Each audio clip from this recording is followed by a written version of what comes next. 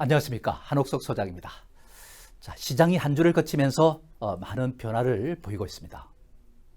시장이 뭔가 대세 상승을 갖다 할 것도 같기도 하고 또 이러다가 또 많은 것이 아닌가 하는 불안감도 있고 이런 가운데서 우리가 대세관의 정립을 갖다가 확실히 하는 것이 좋지 않을까 이렇게 생각됩니다. 그래서 오늘 시장은 오늘 강의는 대세관에 대해서 확실하게 정립을 하고 넘어가자 이런 말씀을 드리고 또 그 대세에 맞게 우리는 2분기에 어떤 종목들의 승부를 걸 것인가 탑7에 대해서 여러분께 종목들을 준비해 봤습니다.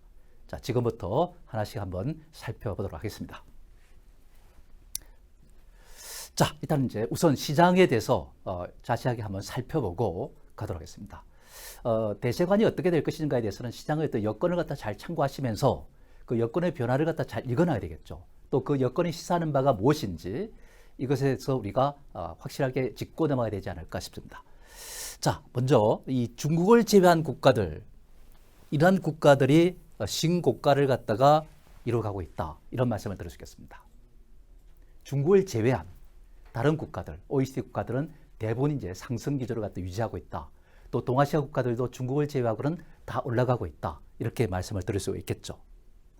그러면은 우리는 우리의 시장도 그런 글로벌 시장의 움직임에 연동돼 가지고 이렇게 이제 그 상승 무대에 편성할 수 있다는 말씀을 드릴 수 있겠죠.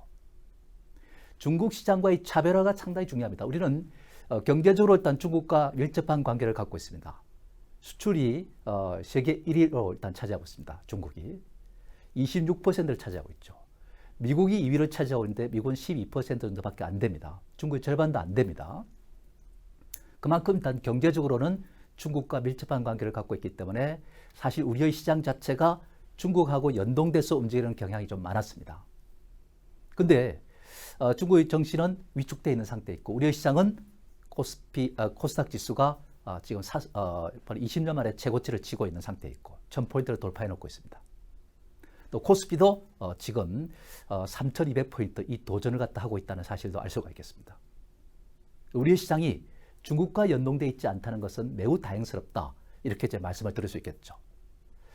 세계 정시, 미국이라든지 유럽이라든지 이런 정권시장과 같이 흐름을 갖다 하고 있다는 것은 상당히 주목할 만하다. 그 흐름과 동조가 되고 있다는 것은 매우 중요한 의미가 있다. 이렇게 보시면 되겠죠. 또 원달러 환율. 이것은 특별한 이제 하락세를 보이고 있습니다. 왜 이제 특별하다는 말씀을 이렇게 드리느냐면은 지금 동아시아 국가들의 환율을 보면은 일본이나 중국은 최근 1개월 동안에 환율이 플러스 상태를 유지하고 있습니다. 그런데 우리나라만이 환율이 지금 하락률을 갖다가 깊게 이어가고 있다는 것을 알 수 있습니다. 환율이 하락하고 있다는 것은 그만큼 그 국가의 경제적 펀더멘탈이 좋다는 뜻을 내포하고 있다. 이렇게 우리가 보시면 되겠죠. 그래서 일본이라든지 중국에 비해서 한국의 경제가 그만큼 더 나은 모습이라는 것을 환율이 보여주고 있다는 것을 알 수가 있겠죠. 이러한 측면에서 본다면 국제 투자가들은 바로 지도를 펼쳐놓고 봤을 때 일본에 하는 것이 나은지 중국에 투자하는 것이 나은지를 갖다가 가늠할 것입니다. 그런데 그것이 바로 한국에 투자하는 것이 더 낫다고 판단했을 때 그 자금을 드러내가지고 한국에 투자할 가능성이 있다는 것이죠. 외국인 투자들이 최근에 매수하는 것도 바로 그런 이유 중에 하나다는 것을 알 수가 있겠습니다. 그래서 환율이 그만큼 특별하게 우리나라가 하락률이 높다는 것은 매우 의미가 크다는 말씀 드릴 수 있겠고 정권시장의 수급에 매우 중요한 역할을 할 것이라는 말씀을 드릴 수 있겠죠. 또 연기금이 전략적 자산 비중을 갖다가 지금 확대를 갖다가 시켰습니다. 지난 4월 9일이죠. 3월 26일에 이걸 확대를 갖다 하려고 했지만은 민간위원 2명이 일단은 반대를 했습니다. 그러다 보니까 이제 뒤로 미뤄졌던 상태였죠. 근데 사실은 반대를 했으면 통과 안 됐기 때문에 그만둬야 되는 것인데 한 달도 채 안 돼서 다시 회의를 열어가지고 이렇게 확대를 갖다 했습니다. 처음에는 사실상 플러스 16.8%의 기준치를 두고 여기에 플러스 마이너스 2를 두었습니다. 이것이 바로 일단 이제 전략적 자산 비중 2%를 그래서 합하면은 18.8%까지 제대로 높일 수가 있는 거죠. 그런데 사실상 그렇습니다. 이것을 갖다가 플러스 마이너스 3%로 일단 높인다는 이야기입니다. 그렇게 우리가 본다면은 사실상 총 19.8%까지 높일 수 있는 그런 이제 여건이 되는 것이죠. 지금 현재 연기금이 21%도 안 되는 주식을 갖고 있습니다. 그렇게 우리가 본다면은 팔 그러한 어떤 물량은 별로 많지도 않다. 이렇게 말씀드리겠습니다. 여기서 전략적 자산 비중이라는 거는 뭐 여러분도 잘 아실 거예요. 그죠?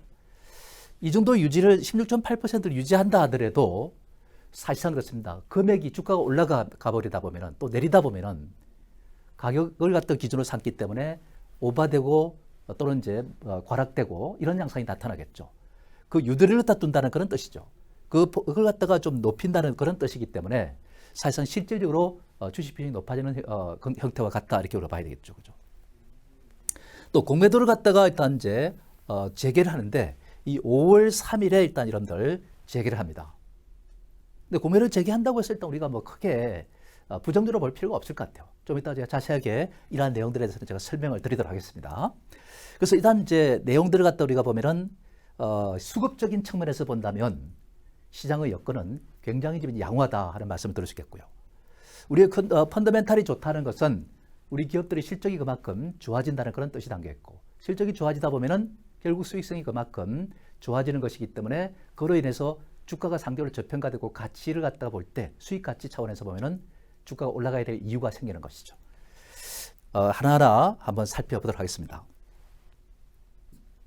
자, 일단은 이제 우선 글로벌 시장의 동조화 차원에서 우리가 한번 보도록 하겠습니다. 다우와 나스닥 동향을 우리가 보면은 왼쪽에 있는 것이 바로 다우지수입니다. 다우지수는 사상 최고가 행진을 갖다가 이어가는 그런 양상을 띠고 있다는 것을 알 수가 있겠습니다. 경기가 회복되면서 기업들의 수익이 좋아지면서 매수가 일단씩 강화되는 것이죠. 그 자산에 대한 비중을 갖다 높이면서 주시장을 갖다가 매입을 갖다 강화하고 있다는 것을 알 수 있습니다. 그러다 보니까 일단 이제 다우지수가 이렇게 사상 최고치를 갖다 치고 달리는 그런 양상을 띠고 있고 상승 트렌드를 갖다가 이렇게 유지를 하고 있다는 것을 알 수 있겠습니다. 물론 올라가다가 약간 쉬기도 하겠지만은 상승 기조는 이어진다 이렇게 보시면 될 것 같고요. 나스닥 같은 경우도 우리가 보면은 이거는 이제 지난번에 고점 대비 요만큼 일단 모자랍니다. 사실 필라델피아 반도지수라든지 또 S&P 500 지수 같은 건 사상 최고가 행진을 이어가는데 나스닥만 이렇게 떨어진 것이죠. 나스닥이 왜 떨어졌습니까? 바로 10년물 국채금리가 치솟으니까 야 이거 지금 현재 인플레이션이 심화될 것 같다. 그러니까 금리 인상을 어떻게 하지 않겠느냐 하는 이런 부담감이 있었죠. 그러다 보니까 일단 기술주들이 사실상 제동이 걸리면서 주가가 이렇게 떨어졌던 겁니다. 그러다 보니까 일단 최근에 아직까지 최고점을 치지 못하는 그런 양상을 띠고 있다는 것을 알 수 있겠습니다. 하지만 나스닥도 곧 이 휴식을 취하고 나서 또 치고 달릴 것 같습니다. 그렇기 때문에 미국의 4대 지수가 사상 최고가를 갖다가 지금 이제 지속하는 이러한 이제 대세 상승 기조 속에 있다는 것을 알 수 있습니다. 사실 그 이전에 한참 전에 보면은 비관론자들은 시장은 안 된다 그랬습니다. 빠진다고 그랬어요. 주가가 급락한다 그랬습니다. 심지어는 20%까지 떨어질 것이다. 20% 정도. 심지어 10% 떨어질 것이다. 뭐 이런 전망들을 갖다 많이 내놨지만은 주가에서는 이렇게 상승 곡선을 갖다 그리고 있다는 것을 우리가 알 수 있겠죠. 근데 미국 정치는 대세 상승 국면에 있는 겁니다. 더군다나 지금 이제 미국은 바이든 정부 들어서 부양책을 갖다가 대대적으로 하고 있습니다. 그리고 파월 의장은 사실상 금리를 갖다가 인상할 의사가 없다는 점을 갖다 분명히 하고 있습니다. 내년에 가서 일단 테이퍼링을 갖다가 한번 추구해 볼까 뭐 이런 정도라고 우리가 봐야 되겠죠. 그런 맥락에서 우리가 본다면 사실상 그렇습니다. 지금은 부정적인 그런 시각을 가져갈 이유가 없는 것이고 매수는 그만큼 미국의 정권 시장으로 쏠릴 수밖에 없고 그래서 지금 상승 기조가 가시화되고 있는 것이다. 이렇게 봐야 되겠죠. 그 다음에 유로스톡을 한번 보도록 하겠습니다. 뭐 독일 시장도 마찬가지입니다만은 유로스톡도 일단 이때 이제 급락세를 갖다 보였다가 지금은 상승 트렌드를 갖다가 이어가는 이러한 모습을 갖다가 보이고 있다는 것을 알 수 있겠죠. 그죠? 그러면서 일단 최근 들어서 주가가 이전의 고점을 돌파하면서 사상 최고치를 갖다가 일단 치고 있는 그런 모습을 갖다 보이고 있는 거죠. 독일 증시도 사상 최고치. 이런 제 상황을 갖다 우리가 보면은 사실상 상당히 긍정적이죠. 지금 백신이 일단 접종을 갖다가 하는 가운데서 뭔가 경제가 일단 이제 이걸 계기로 해서 회복될 것이다 하는 그런 기대감이 이제 반등하는 것이죠. 그죠? 또 부양책을 갖다 쓰면서 부양책에 대한 기대감도 높아지면서 지금 현재 주가가 이렇게 고공행진을 갖다 이어가고 있다. 이렇게 우리가 봐야 되겠죠. 그죠? 그 사실상 뭐 미국 정치도 그렇지만 유로 시장도 마찬가지다. 이렇게 봐야 되겠죠. 그죠? 당장 지금 현재 금리를 갖다 인상해가지고 지금 살아나는 경제를 갖다가 위축시킬 만한 그런 요소는 없습니다. 사실 기본적인 것은 그렇습니다. 경제에 대한 시각은 그렇습니다. 지금 현재 자산 가치가 많이 올라가다 보니까 부채를 갖다 많이 끌어들였어요. 부채를 갖다 많이 끌어들인 사람들이 많습니다. 그러다 보니까 여기에 금리를 인상해버리면 소비가 위축될 수밖에 없는 것이죠. 그죠? 그렇기 때문에 사실상 함부로 금리를 갖다 인상할 입장도 아니다라는 것을 우리가 알 수 있겠습니다. 그죠? 그리고 지금은 그렇습니다. 팬데믹 상태가 어느 정도 좀 가라앉으니까 그야말로 폭풍 소비가 있습니다. 이 폭풍 소비를 또 안전하게 하고 나면은 그 다음에 이어서 소비를 계속할 것이냐? 그때는 이제 소비 공백이 생기겠죠. 그래서 경기를 갖다가 지금 이제 본격적으로 상승한다 이렇게 보기는 어렵다는 겁니다. 그래서 파월 의장도 지금 현재 상태 금리를 갖다 당장 인상하지 않는 겁니다. 일시적인 그런 이제 경기 회복이라고 봐야 되는 것이지 이것이 지금 당장 경기가 일단 가속도로에서 올라갈 수 있는 그런 여건은 아니다고 보는 것이죠. 자, 그런 점을 갖다 우리가 잘 참고를 하셔야 되겠죠. 일본 니케이도 보면은 일본은 지금 이제 다시 팬데믹 상태로 들어갑니다. 올림픽을 열어야 될지 말아야 될지 열어는 지금 이제 열어서는 안 된다는 입장이고 그들은 지금 심각한 상태에 있습니다. 지금 현재. 그럼에도 불구하고 지금 사상 최고점을 갖다가 와가지고 지금 이제 좀 쉬고 있습니다. 또 쉬다가 적당하게 하다가 다시 또 올라갈 수 있겠죠. 그죠? 사상 최고치 부근에서 지금 이제 전혀 후퇴하지 않고 있어요. 그죠? 에너지를 보강하고 다시 또 가는 이런 흐름이 되지 않을까 하는 생각 듭니다. 그런 차원에서 보면 일본도 역시 대세 상승 국면에 있다는 것을 우리가 알 수가 있겠고요. 또 동아시아 일단 삼국 간의 환율을 갖다 우리가 한번 비교해 보도록 하겠습니다. 환율이라는 거는 역시 달러분의 원화입니다. 그죠? 그렇죠. 그죠? 예전에 1달러당 원화가 일단 여러분들 예를 들어 1,150원이었다. 이렇게 보면 지금은 이제 환율이 변해 가지고 1달러당 예를 들어서 1,116원이다.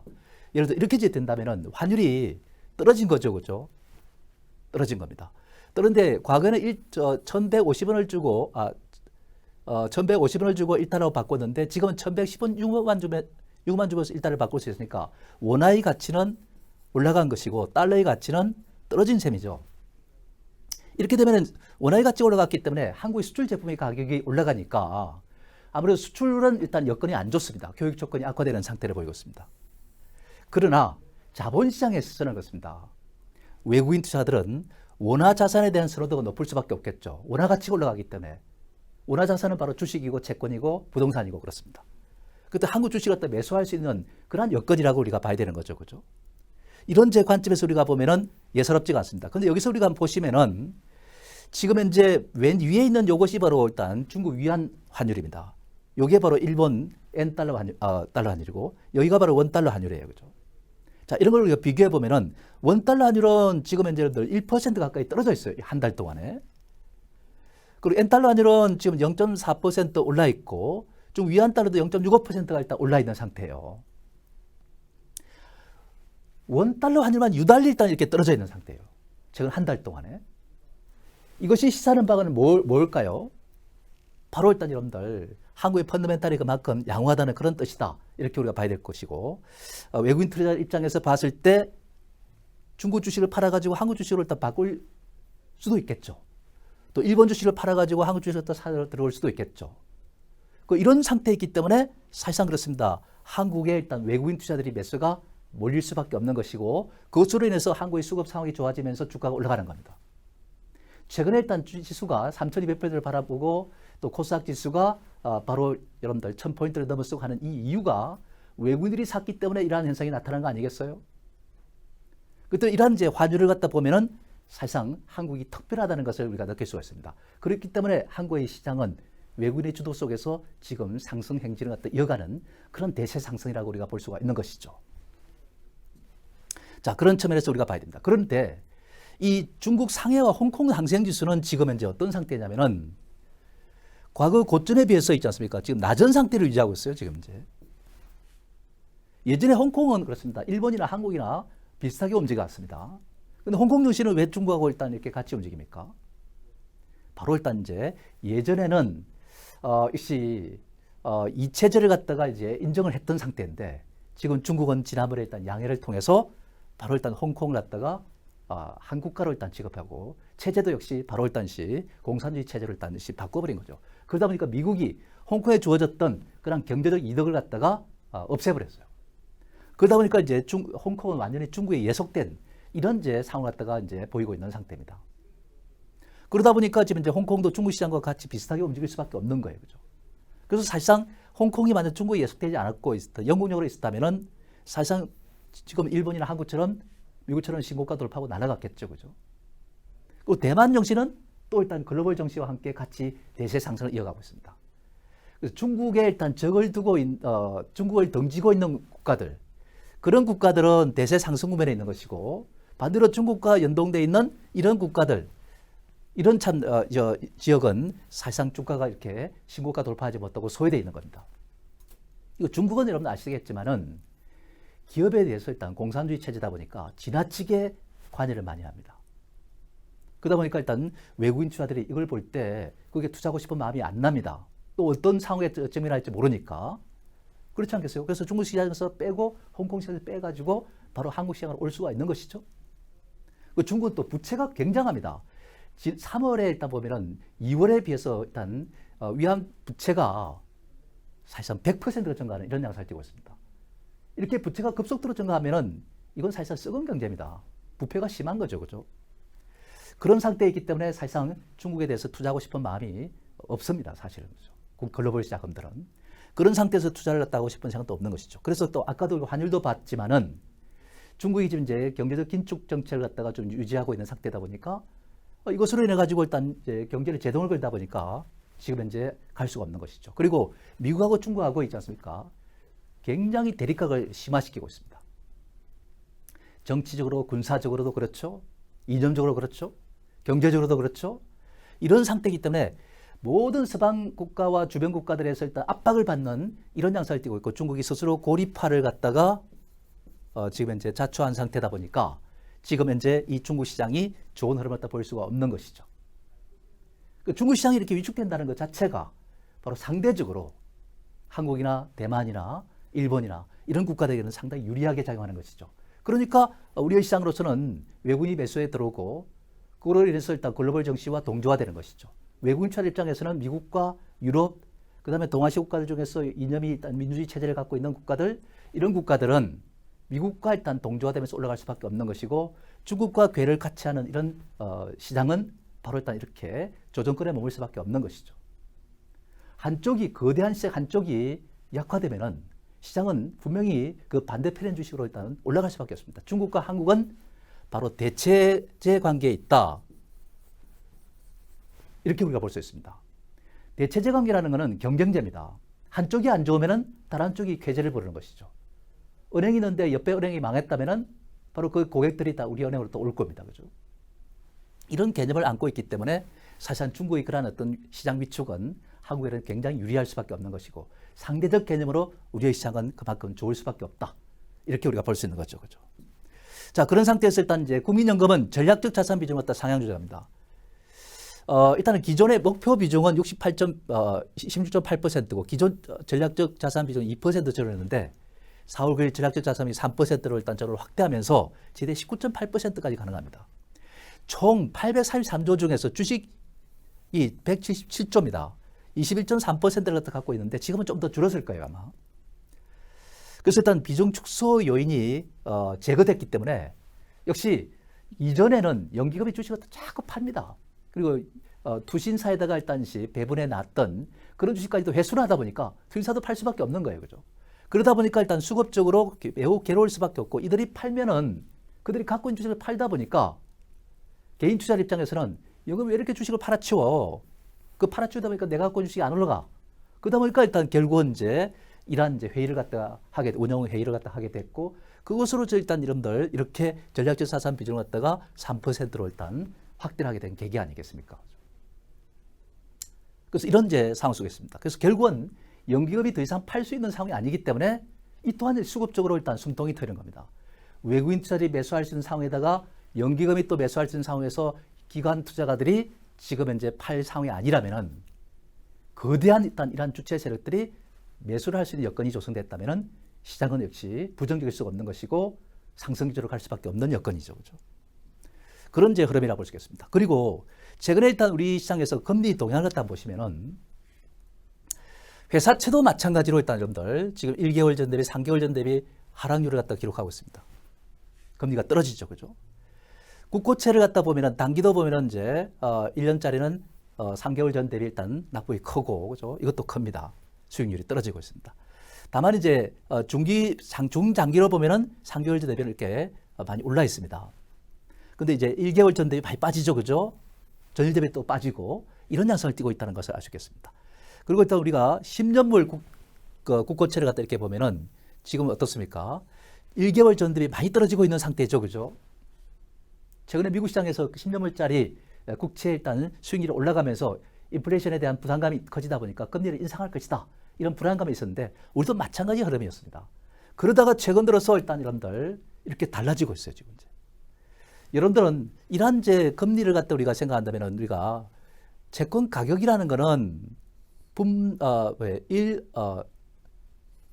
1 플러스 채권 수익률 그렇죠. 그죠? 이것을 갖다가 이제 N승합니다. 이거는 뭐냐면 잔존 기간이죠. 그죠? 만기 시에 도래하는 이제 받을 금액입니다. 이렇게 우리가 본다면은 채권 수익률이 있지 않습니까? 바로 분모에 있기 때문에 이것이 떨어진다는 거는 분모가 약화되니까 채권 가격은 올라간다는 뜻이에요. 그죠? 반대면은 이것이 올라가면은 채권 가격이 떨어진다는 이야기죠. 반대 방향으로 움직인다. 이렇게 봐야 되겠죠. 그죠? 근데 지금 현재 보면은 채권 수익률이 최근에 떨어지고 있잖아요. 그죠? 그 채권 가격이 올라간다는 뜻입니다. 채권 가격이 왜 올라가겠습니까? 바로 채권 발행 시장에서 채권을 발행을 갖다가 많이 하면은 바로 일단 채권 가격이 있지 않습니까? 떨어지겠죠. 그죠? 그렇지 않습니까? 그러면 채권 수익률이 올라가게 되는 거죠. 그죠?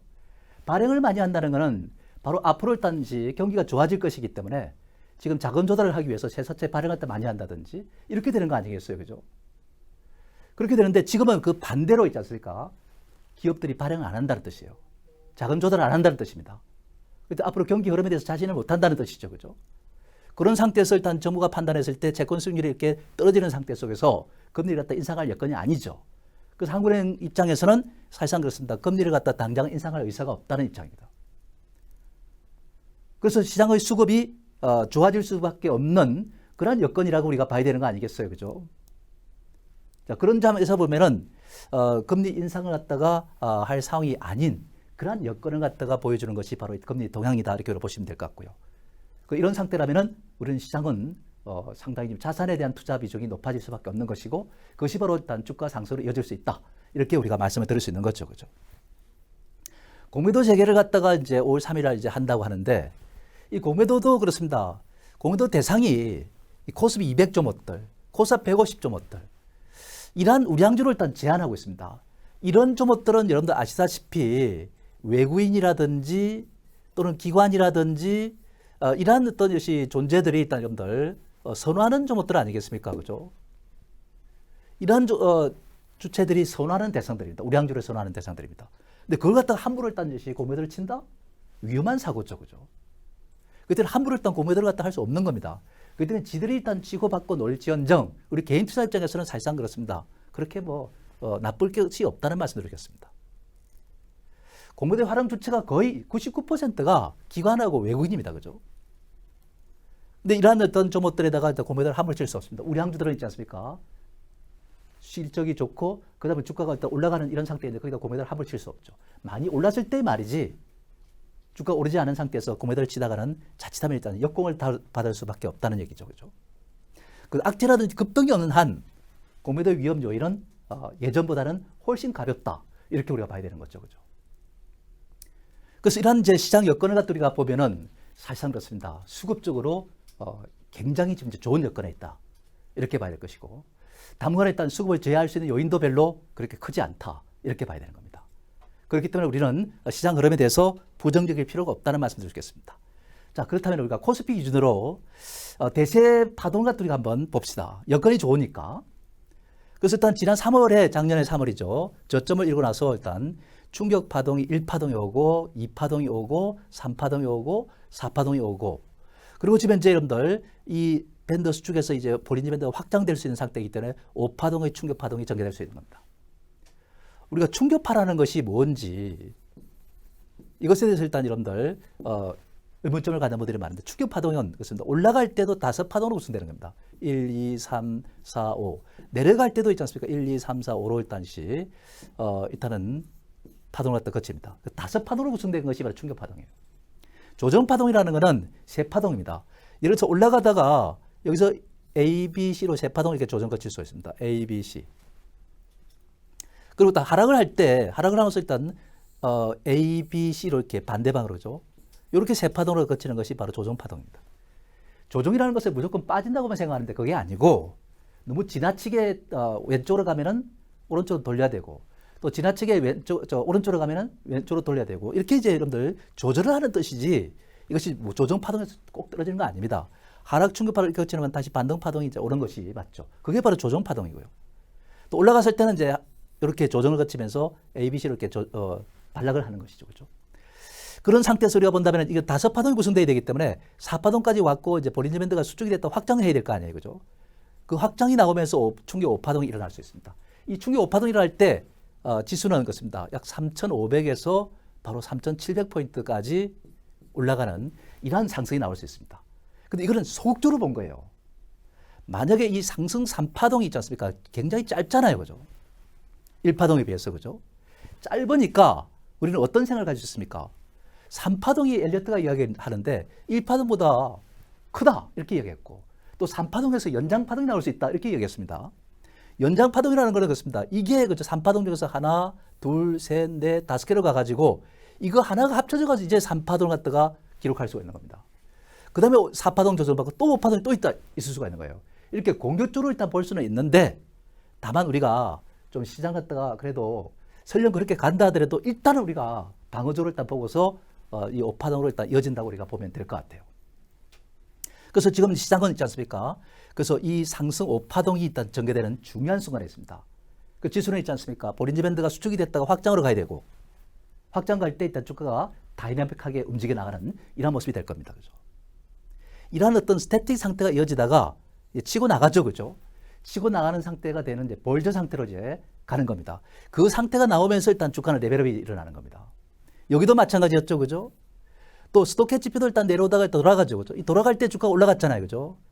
돌아가면서 일단 이러한 오파 상승이 앞으로 강하게 나올 것이라는 것을 예고해주고 있다는 말씀드립니다. 그래서 우리는 대세 상승에 대해서 낙관론을 갖다가 가져야 됩니다. 방점을 찍어야 됩니다. 여기에 무슨 뭐 비관론이기 시각을 갖다 갖고서 뭐 어떻고 저떻고 이렇게 하면은 여러분들 이건 잘못된 사고다 이렇게 봐야 됩니다. 그리고 경제적으로 보면은 1분기 영업이익이 작년 1분기에 비해서 사실상 그렇습니다. 70%가 증가했다는 얘기죠. 순이익도의 한 50% 이상 증가했을 것입니다. 이렇게 이익이 증가했다면은 상대적으로 일단 EPS가 그만큼 높아지는 거죠. 이 한 주당 이익이 높아지는 겁니다. 이 한 주당 이익이 높아지면 퍼가 낮아지죠. 그 퍼가 지금 이제 13배대밖에 안 됩니다. 지금. 다른 건 OECD 국가는 얼마인데 16, 7배입니다. 훨씬 저평가되어 있는 거죠. 그때는 수익 가치를 따라가는 이러한 저퍼 상태에서 바로 일단 주가가 올라가서 퍼를 적당수로 맞춰줘야 되기 때문에 결국 주가 지수가 상승할 수밖에 없는 그 3,500, 3,700포인트까지 갈 수 있는 그러한 여건이 조성되어 있는 것이다. 이렇게 말씀드릴 수 있는 거죠. 이전에 일단 여러분들 이렇게 떨어질 때 작년 10월 달에 좀 주가 떨어지고 이전 저점을 붕괴시키니까 대신 하락론을 갖다가 주장하는 사람도 있었고 이번 같은 경우도 또 불안하게 좀 흔들리다 보니까 대세 하락을 주장하는 사람들이 많이 있었습니다. 경제적인 그런 어떤 흐름을 갖다가 우리가 잘 이해하고 또 일단 기술적인 어떤 요소들을 갖다 잘 일단 이해한다면 비관론을 갖다 가져갈 입장이 아니죠. 그리고 일단 오파 상승이 또 남아있다는 것도 우리가 알아야 된다는 말씀드립니다. 자, 이렇게 일단 여러분들 우리가 정리를 갖다 하도록 하겠습니다. 자, 그리고 일단 코스닥은 지금 2020년 그때 이후에 있지 않습니까? 지금 현재 10년 만에 고점을 찍고 있습니다. 근데 연봉을 한번 보시면 이 연봉인데요. 이렇게 작년에 바닥에서 왔다 갔다 하다가 지금 현재 2년째 지금 상승 기조를 가고 있는 거예요, 지금. 이때는 이제 우리가 국민의 정부 때 벤처기업 육성 때문에 이제 급등을 했고 이건 사실 없는 거나 마찬가지입니다. 실질적인 고점은 여기라고 봐야 되겠죠, 그죠? 이 고점을 향해서 일단 간다고 봐야 되는 거예요, 그죠? 그렇다면 지금 코스닥 시장도 앞으로 한참을 더 가야 되는 거죠. 코스닥 시장이 이제 10여 년 동안 잠자고 있다가 깨어나고 있는 과정에 있는 것이죠. 그 1350포인트를 향한 지금 상승이 전개되고 있는 것이다. 이렇게 보시면 될 것 같고요. 최근 들어서 바이오주가 올라가면서 지금 현재 상승을 이끌고 거기에 또 IT 종합이 또 일단 상승하면서 지금 지수를 갖다가 밀어주고 있고 이런 상태에 있기 때문에 지금 현재 코스닥 시장도 대세 상승을 이어갈 수밖에 없는 겁니다. 그래서 우리는 대세관을 갖다가 우리가 확실하게 일단 여러분들 지금 현재 상태에서는 상승 국면으로 일단은 이해를 갖다 하는 것이 바람직하다. 이런 말씀을 여러분께 들을 수 있겠습니다. 이 시각을 갖고서 일단 우리가 시장을 갖다 임해야 되는 것이죠. 그죠? 자, 그렇게 일단 여러분들 잘 여러분들 참고하시면 되겠습니다. 자, 그런데 이제 그렇다면은 우리는 뭘 사라는 얘기냐? 야, 지금 이제 대세 상승을 가는데 우리가 지금 이제 당장 지금 나는 눈앞에 일단 수익이 좀 중요하다. 이거죠. 지금까지 이상하게 주가가 그냥 이것도 올라갔다 저것도 올라갔다 이렇게 올라가긴 가는데 사면은 톡 떨어지고 이거 사면 톡 떨어지고 이렇게 되다 보니까 수익을 더 낼 수가 없다. 이거죠. 참 까탈스러운 시장이다. 이렇게 이제 평가를 갖다 합니다. 수익 내기가 어렵다는 얘기죠. 그죠? 뭔가 좀 지속적으로 갖고 나가볼 만하면은 반짝하다가 뚝 떨어져서 일단 단기 상태에 걸리고 또 오늘은 또 이 종목이 올라갔다가 내일은 올라가지 않고 또 내일은 또 올라가는 걸 따라 샀더니 또 다른 것들을 가버리고 그 종목은 떨어져 버리고 이렇게 되다 보니까 사자마자 물리는 경우가 많다니. 그러다 보니까 포트폴리오 상태가 백화점이 일단 차려지는 이런 상태에 있고 심지어는 있지 않습니까? 뭐 주식 수가 뭐 50개에서 일단 70개를 막 갖고 있는 사람도 있고 이런 이제 잘못된 투자가 이제 빚어지는 것이죠. 그죠? 사실 포트폴리오 구성할 때 우리가 뭐 3%, 2%, 5% 전후로 이렇게 갖고 있는 거 이거 아무 쓸모 없어요, 사실. 왜 쓸모 없는가? 생각을 해 보십시오. 그 수많은 종목들 중에서 있지 않습니까? 그 2, 3%의 동전 갖다 주고서 일단 이제 산 것인데 그게 일단 수없이 많은 것을 갖고 있다고 하십니다. 하면 있지 않습니까? 어떤 건 올라갔다, 어떤 건 빠지고, 어떤 건 올랐다 빠지고 뭐 이렇게 되겠죠, 그죠? 그리고 2%짜리가 상한가 친들 뭐 얼마나 수익이 됩니까? 빠지고 오르고 빠지고 오르고 가감해 버리면은 아무것도 없어요, 사실. 시장이 좋아도 있지 않습니까? 별로 그렇게 좋은 성과 없어요. 그때는 우리가 포트폴리오 구성할 때 내가 일정하게 일단 유지를 하는 금액상으로 일단 예를 들어서 저는 이제 15%씩 이제 매수하면 한 종목당. 그게 일단 조금 더 산다면 한 5%더 보탠다든지 이렇게 하는 겁니다. 이렇게 해서 이제 포트폴리오 갖다가 돌리면서 이렇게 이제 해 나가는 겁니다. 일정한 수를 오르면 팔고 또 일단 떨어진 걸 또 다시 또 사고 또 갖고 있는 것이 또 일단 좀 손해를 보고 있다면은 더 좋은 조절 바꿔주기도 하고 이런 식으로 일단 이제 변화를 주면서 이렇게 가는 것이 맞는 거잖아요. 그죠? 근데 이걸 갖다 포트폴리오 상태가 엉망진창으로 일단 돼 있으면은 의도하지 않는 매수가 이루어지는 거죠. 그죠? 자신도 모르게 주식을 샀다는 사람들이 많아요. 어떻게 하다 보니까 이렇게 됐다는 거예요. 이런 상태가 되면 여러분들 정상적인 투자가 아니죠. 그런 점을 우리가 잘 참고하셔야 되겠다는 점입니다. 그래서 오늘 2분기에 당장 목전이죠. 그죠? 2분기에 들어와 있습니다. 성무주 탑 7을 갖다 여러분께 제가 제시하려고 합니다. 지난 12월 19일에 작년이죠. 그때 일단 2021년 최고의 성무주로서 여러분께 제시를 해드렸습니다. 그때 일단 성무주를 제시한 종목들 보면은 뭐 리노고업이라든지 동국제강이라든지 이런 것들이 많이 갔지 않습니까? LG화학이라든지 이런 것들이 많이 올라갔던 상태에서 삼성 SDI라든지 참 이런 것들. 자, 그런 뜻이 여러분들 있지 않습니까? 이번에도 일단 2분기 성무주로서 한번 제시해 보고자 합니다. 자, 그러면 하나씩 한번 살펴보도록 하죠. 자, 2분기에 주목할 섹터로서 일단 우리가 우선 이제 내용을 한번 보고 일단은 불경기를 극복하고 실적이 강화되는 종목에 포커스를 맞춰야 된다. 상승의 이유가 분명한 종목들에 포커스를 맞춰야 되겠죠. 그죠? 상승의 이유가 있는지 이것에 대해서 일단 우리가 이해를 해야 됩니다. 기술적인 분석상으로 상승 이유가 있을 수도 있고 또는 있지 않습니까? 실적이 좋아가지고 상승 이유가 될 수 있는 것이고 또 일단 뭔가 업황이 좋아가지고 앞으로 기대가 되는 것도 있을 수가 있고 또는 이제 메이저들이 많이 사가지고 수급 상황이 좋을 수도 있는 것이고 그죠?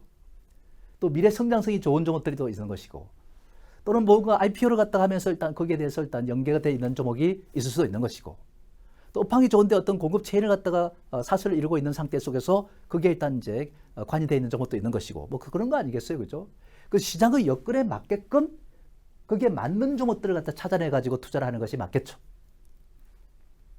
그래서 일단 우리가 불경기를 극복하고 실적이 이제 강화되는 주식은 상승 이유라고 우리가 볼 수 있습니다.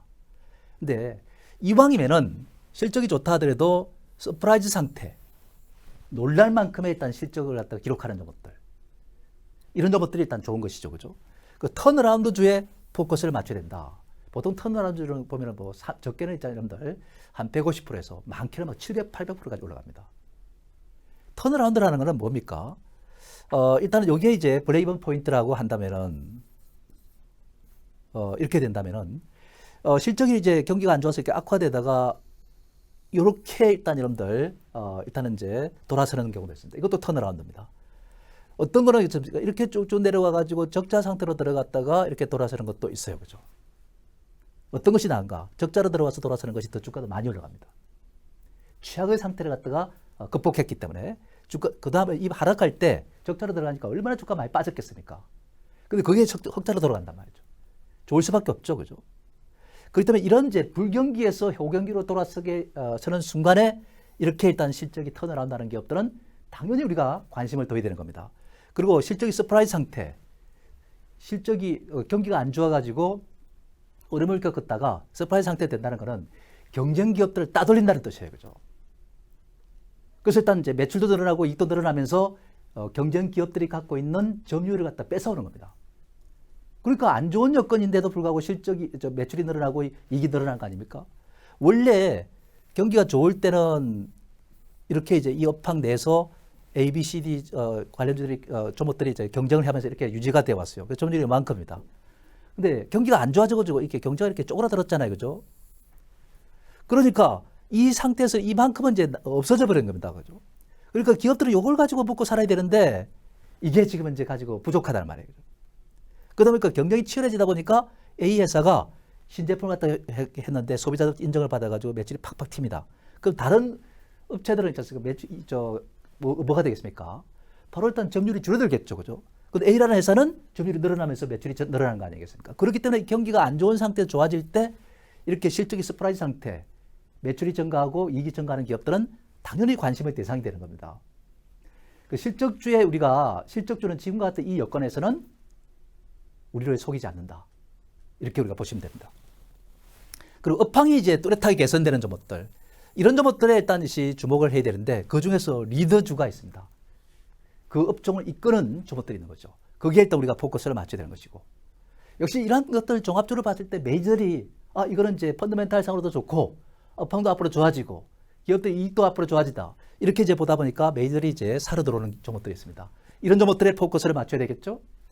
그리고 일단 미래 성장성이 높은 기업들이 됩니다. 지금은 있지 않습니까? 시장이 지각판이 엄청나게 변화하고 있습니다. 여러분 한번 잘 생각해 보십시오. 지금 여러분들 보면은 배터리 기업들이 보면은 있지 않습니까? 시가총액 상위권에 싹 들어오고 있어요. 15위 안으로 들어오는 것들이 많습니다. 그리고 또 일단 플랫폼 기업들이 있지 않습니까? 이런 것들이 시가총액이 착착 올라옵니다. 다운되는 기업들도 있어요. 그죠? 이런 지갑판이 변화하고 있습니다. 우리나라 최고 부호가 일단 누굽니까? 카카오, 김범수 회장. 그 다음에 또 일단 여러분들 서정진 회장. 이런 사람들이 차지하고 있는 거 아니겠어요? 그죠? 예전에 일단 이제 굴뚝 기업이라든지 예전의 기업들이 일단 이제 지업주가 최고의 부자가 아니라는 것이죠. 미국도 마찬가지입니다.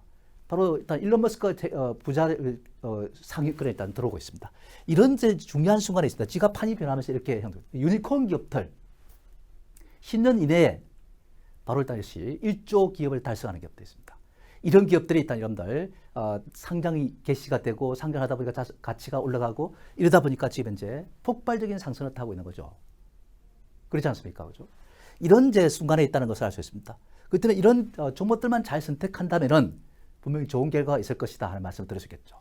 자, 그래서 한번 지금부터 살펴보도록 하겠습니다. 자, 일단 우선 기업은행을 갖다 여러분께 들을 수 있습니다.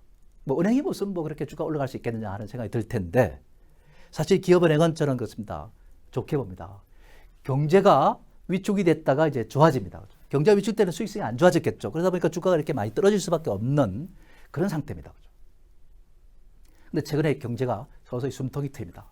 숨통이 트이면서 중소기업들도 지금 현재 조금씩 경제가 지금 나아지고 있는 상태예요. 그죠? 자, 이렇게 이제 우리가 본다면은 사실상 그렇습니다. 이 기업은행은 경기가 안 좋아가지고 일단 기업들이 망하는 기업도 생기고 이러다 보면은 대손 충당금을 갖다 많이 쌓아야 되다 보니까 부담이 그만큼 클 수밖에 없어요. 그죠? 그렇기 때문에 사실상 지금은 그럴 경기가 좋아지면서 그럴 필요성이 없어지는 거죠. 그죠? 그러니까 이익이 마진이 그만큼 커질 수밖에 없는 것이고 1분기 이익은 별로 그렇게 뭐 좋은 것은 아닙니다만은 시장 컨센서스보다는 좀 좋아집니다. 그죠? 앞으로 경기가 좋아지면은 2분기, 3분기, 4분기로 가면서 경기가 좋아지면서 일단 기업은행의 이익은 그만큼 더 좋아질 겁니다. 그래서 그만큼 최악의 상태로 일단 거쳐왔던 상태입니다. 은행은 기업들과 궤를 같이 합니다. 그래서 경기 민감주입니다, 사실은. 그렇기 때문에 기업의 일단 성과가 잘 나오느냐 안 나오느냐에 따라 달라지겠습니다. 지금까지는 안 좋았던 경기 상황이었고 지금 경기가 좋아지는 상태이기 때문에 흐름이 바뀌는 거죠. 이 바뀔 때 일단 여러분들 주가도 많이 올라가는 거예요, 사실. 그래서 지금 이제 볼린저 밴드상으로 수축이 와 있죠. 수축 다음에 뭐가 나옵니까? 볼린저 밴드는 확장이 나오겠죠. 그 확장이 나와야 되는 상태이기 때문에 주가가 제법 올라갈 수 있다는 얘기죠, 그죠? 은행주가 뭐 그렇게 많이 올라갈 수 있느냐 하는 이런 생각들 단순하게 생각하지 말고 일단은 그렇습니다. 볼린저 밴드 확장 상태로 갈 때 주가가 이 수축에서 확장할 때 이렇게 올라가잖아요. 이게 월봉이기 때문에 꽤 큰 겁니다, 여러분들. 적은 게 아니에요, 그렇습니다. 만 원짜리 천 원에 있는 것이 참 주가가 참 여기에 있는 것이 이만큼 올라가면서 있지 않습니까? 17,000원대까지 올라가는데 이게 적게 올라가는 겁니까, 그죠? 굉장히 또 많이 올라가는 겁니다, 그죠? 근데 여기 있다가 일단 이만큼 올라온다면 굉장히 수익이 많이 나는 겁니다. 그렇기 때문에 여러분들 이 기업은행은 우리가 당연히 관심을 갖다가 둬야 된다는 말씀을 이렇게 들을 수 있는 것이고 우리가 앞으로 좋아질 수 있는 그런 이제 펀더멘탈 구조상으로 그렇고 업황도 그렇고 그리고 일단 이제 볼린저 밴드상으로 기술적으로 본다면은 월봉상 밴드 확장이 나온다면은 주가는 상당 수준으로 올라가야 된다 이렇게 말씀드릴 수 있겠습니다, 그죠? 지금 이제 이 주가가 현 수준에 위치해 있지 않고 앞으로 한 단계 레벨업 될 것이다 이렇게 우리가 보시면 될 것 같아요, 그죠? 자, 그런 점을 우리가 참고하시고 그 다음에 또 한 가지 CJNM을 갖다가 한번 돌아봅시다. CJNM이 참 정말 지겹도록 지금 이제 아마 투자들을 실망시킨 종목이 아닌가 이렇게 생각됩니다. 근데 사실은 뭐 이 CJNM은 여러분들 아시다시피 티빙이 있지 않습니까? 이게 아직 반영이 안 됐어요, 그죠? 이 티빙에 이제 향후 4천억 투자 계획을 하고 있는데 올해는 1,000억 수준의 이제 제작비를 갖다가 투자를 합니다. 투자를 해가지고 일단 이제 본격적으로 일단 제품을 갖다가 일단 이제 내겠죠, 제작을 하겠죠, 드라마라든지 이런 것을 갖다가죠. 그래서 영업이익이 일단 여러분들 지금은 당장은 이제 투자 확대하기 때문에 이익이 안 나옵니다. 미래에 대한 이익이 이제 증가할 것이다 이렇게 보는 겁니다. 그러다 보니까 주가도 일단 떨어지는 상태였고 그렇습니다. 앞으로 좋아질 것이기 때문에 한번 레벨업 되지 않겠습니까, 그죠? 올해 이제 매출은 이제 약 12% 증가할 것으로 보이고 영업이익은 약 8% 일단 줄어들 것으로 이렇게 보지만은 사실상 그렇습니다. 올해를 갖다가 벗어나면서 일단 내년부터는 폭발적인 이제 증가세를 갖다 보이지 않을까. 투자한 것이 회수가 되면서 이제 그렇게 되지 않을까 이렇게 생각을 합니다. 근데 우리가 가만히 보면 최근 들어서 컨텐츠 관련주들이 어떻습니까? 상당히 이제 많이 올라갔다는 것을 우리가 알 수가 있습니다. 그런데 지금 이제 이 CJNM은 그럼에도 불구하고 지금 주가가 바닥에서 헤매고 있는 상태예요. 지금 여러분들 좀 시각을 갖다가 여유 있게 보고 매수를 해두면은 주가가 있지 않습니까? 주가라는 것은 미래의 주가가 좋아질 것 같고 이전에 안 좋았다면은 안 좋은 것을 미리 선 반영해가지고 주가가 많이 빠지는 거죠, 그죠? 그런 상태에서 미래에 또 좋아질 것이라고 생각된다면은 미리부터 서서히 들어와가지고 매수를 하기 시작해 주가를 또 끌어올립니다. 주가 그래서 선행성이 있는 거죠. 때문에 이제 CJNM은 이제 우리가 서서히 관심을 둬야 될 그런 시기다 이렇게 말씀드릴 수 있겠어요, 그죠? CJNM 누가 들여다보지 않을 이 종목에 대해서 우리가 좀 관심을 두고 매수를 하자 이런 이제 말씀을 드릴 수 있겠죠, 그죠? 그럼 SNS 테크를 여러분께 말씀을 드리고자 합니다. 이 SNS 테크는 여러분 아시다시피 이건 나오고 있어요, 그죠? 나오고는 있습니다. 잘 나오고 있어요, 그죠? 근데 최근 들어서 일단 여러분들 가장 핫한 순간에 와 있습니다. 여러분들 아시다시피 지금 파운드리는 여러분들 있지 않습니까? 굉장히 중요한 순간에 와 있어요, 지금 이제. 지금 대만이 일단 1등으로 가고 있고 삼성이 이제 2등으로 가고 있는데 대만을 갖다 넘어서 보려고 TSMC를 넘어서려고 애를 쓰고 있는 상태 아닙니까? 여기서 결정적인 역할을 할 수 있는 것이 뭐냐면 바로 펠리컬이라는 것입니다. 펠리컬이라는 것입니다. 이 파운드리에서 EUV 공정, 이 패턴이 그려진 마스크에다가 투과된 빛을 갖다가 이제 쪼이죠, 그죠?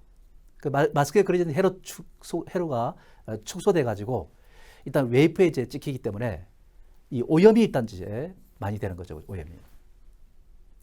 그래서 그러다 보면 이제 불량률이 증가하게 되겠죠, 그죠? 이렇게 되면 안 되잖아요, 그죠? 그리고 일단 이것이 때문에 또 오염이 되다 보면 또 자꾸 교체를 해야 됩니다. 이 EUV 장비는 굉장히 비쌉니다. 좀 이따 제가 그림을 한번 보여드릴 텐데, 그죠? 그 펠리컨은 이러한 이제 오염을 갖다가 방지하고 불량을 갖다가 일단 줄이는 그런 역할을 하게 되는 것이죠. 그 빛을 떼다 보니까 또 일단 이게 이제 망가질 수 있는 그런 여건 속에 있다 보니까 이게 덮개가 필요한 것인데 이게 바로 펠리클입니다. 그죠? 근데 이거는 여러분들 우리가 90%의 투과를 갖다 갖고 있어야 돼요. 90%. 그래야만이 일단 여러분들 상용화 가능합니다. 지금 86%, 7% 이렇게 올라오고 있는 상태, 1% 높이가 그렇게 어렵다고 그러네요. 그죠? 이걸 갖다 만약에 일단 여러분들 성공한다면 어떻게 될까? 바로 일단 여러분들 삼성전자는 대만 TSMC를 갖다 빨리 따라잡습니다. 그만큼 장비를 빨리 교체할 필요도 없는 상태가 되다 보니까 그만큼 일단 지금 이제 생산 원가를 낮추는 상태가 되고 그렇게 해서 일단 이제 수주를 갖다 할 때 경쟁에 들어갈 때 단가를 낮춰 들어갈 수 있기 때문에 유리한 것이죠. 그죠? 이런 상태이기 때문에 바로 일단 이 SNS테크는 경쟁 중입니다. 그래서 삼성전자가 빨리 개발하라 이거죠. 성공적으로 개발해 달라 이거죠. FST하고 두 회사에다 다 같이 투자를 해놓고 있어요. 지금 지분을 갖고 있습니다. 그런 상태에 SNS테크는 지금 이제 저점을 형성하면서 일단 이루어지고 있는 상태입니다. 그리고 이제 그 다음에 이제 요 과정을 좀 거치다가 이제 어렵니다. 하반기가 일단 고비가 될 것 같아요. 하반기. 성공 여부가 판단이 될 것이다. 그게 성공한다면 주가는 이제 굉장히 많이 올라갈 수 있는 그런 여건이다. 이렇게 우리가 보는데 사실 지금 상태 이 노광 장비가 바로 이겁니다. 이 ASML 노광 장비입니다. 이거는 네덜란드에서 일단 만든 것인데 이게 이제 이렇게 굉장히 고가입니다. 1,500억에서 2,000억 정도 이렇게 가는 겁니다. 그죠? 그 대만 TSMC는 이걸 갖다가 50대 이상 갖고 있어요. 그죠? 삼성전자는 몇 대 갖고 있냐? 절반도 못 미칩니다. 그런 상태입니다. 근데 우리가 일단 요거는 이제 공정을 말하는 것인데 빛을 쬐입니다. 그죠? 그러니까 이제 마스크가 있잖아요. 그죠? 그 다음에 일단 렌즈가 있고, 그 다음에 이제 강광을 또 붙이고 산화막을 형성하고 웨이퍼가 있다 이렇게 때 그 웨이퍼가 다 찍혀야 되는 거잖아요. 그죠? 이번에 일단 미국에서 일단 바이든 대통령이 이 웨이퍼를 들고서 일단 여러분들 미국에 투자하라고 일단 이야기하지 않습니까? 좀. 그림도 그렇게 나와 있는데. 여기에 마스크를 갖다가 이제 덮개가 필요한 것이기 때문에 그 덮개가 바로 펠리클 아닙니까? 그 펠리클이 바로 일단 여러분들 중요하다는 얘기죠. 그죠? 그걸 만드는 회사가 지금 현재 바로 SNS테크다. 이렇게 보시면 됩니다. 그렇기 때문에 이제 이런 것들도 이제 바닥을 치고 있는 상태에서는 앞으로 반도체 경기가 벌어서 또 파운드리의 치열한 경쟁이 들어가는 상태에서는 당연히 이런 점들은 유리할 수밖에 없다는 말씀을 들으시겠죠. 그죠? 자, 그런 점을 우리가 잘 참고하셔야 할 것 같고. 그 다음에 이제 아바코를 갖다 우리가 들 수 있습니다. 아바코는 일단 여러분들 아시다시피 OLED 관련주입니다. 그죠? OLED 패널 관련주죠. 그죠? 그래서 일단 그런데 이 아바코는 있지 않습니까? MLCC도 하고 있어요. MLCC. MLCC에도 이번에 또 일단 올해 들어와서 이제 매출 성과를 갖다 올립니다. 수주를 갖다 했어요. 그죠? 규모는 크지 않지만은. 근데 그거 아니더라도 기존에 일단 사업 부문에서도 그죠? 이게 좀 200억 이상의 영업이익 갖다가 안정적으로 달성하는 그런 기업입니다. 그렇기 때문에 사실상 우리는 긍정적으로 볼 수밖에 없고 이 회사는 또 부채가 있지 않습니까? 일단은 이제 그렇게 높지 않고 유보율은 있지 않습니까? 굉장히 높습니다. 부채는 일단 여러분들 무차익 경영이에요. 그죠? 그런 상태에서 일단 부채가 일단 유보율이 한 1,800% 되니까 괜찮은 모습이죠. 그래서 신규 진출한 MLCC 사업에서 지금 현재 성과를 갖다가 일단 나타내고 있기 때문에 기대가 상당히 크다. 이렇게 우리가 보시면 되겠습니다. 주가는 바닥에 있는 상태예요. 살짝 이렇게 올라가는 상태에서 좀 주춤하고 있는데 일단은 이제 장기적 조정을 또 거치고 이제 탈출하는 이런 이제 순간에 있는 거죠. 그렇기 때문에 이제 우리가 이 아바코는 우리가 관심을 두고 가야 된다는 점을 말씀드릴 수 있겠습니다. 아바코. 서서히 이제 우리가 주목을 해야 된다. 이렇게 봐야 되겠죠. 그죠? 대우조선입니다.